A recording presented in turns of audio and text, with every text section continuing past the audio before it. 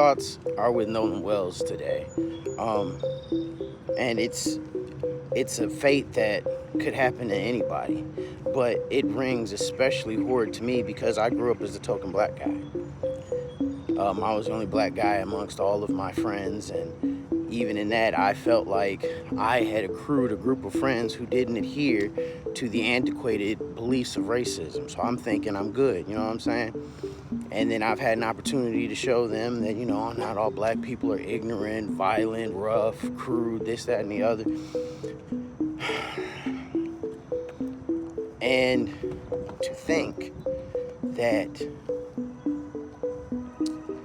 in that exchange of ideals and the experiences that there would be a camaraderie where eventually you come to say, you know what, these people are friends. I'm safe with these people. I trust these people.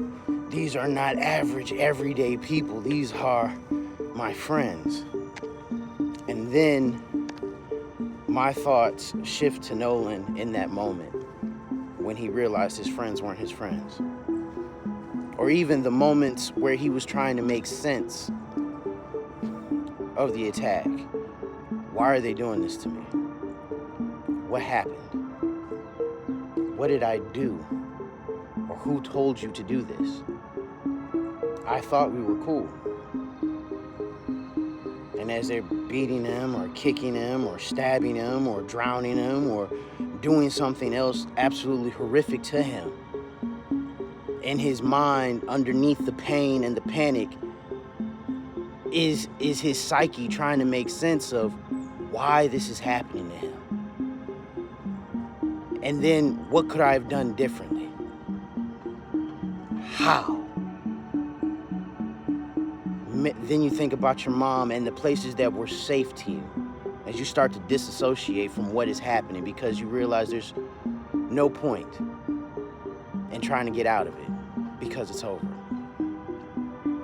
And now you just want it to be over because they're clearly not going to stop. As you've already said, stop. As you've already vocalized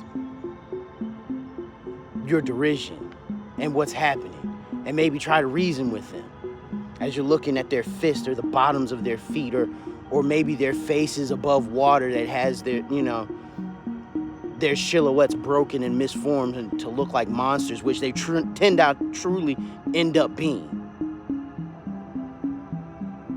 And then in the midst of that, as we pull his body out of the water, we want to continue to make excuses for them, like, oh, they didn't do it.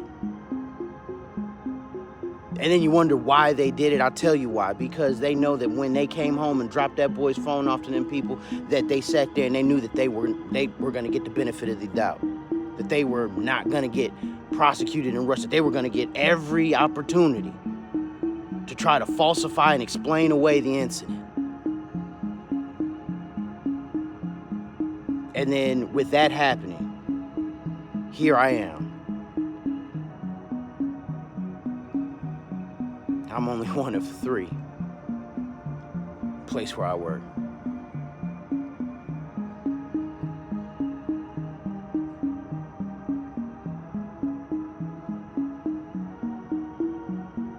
And that's where I stop. That's where I stop.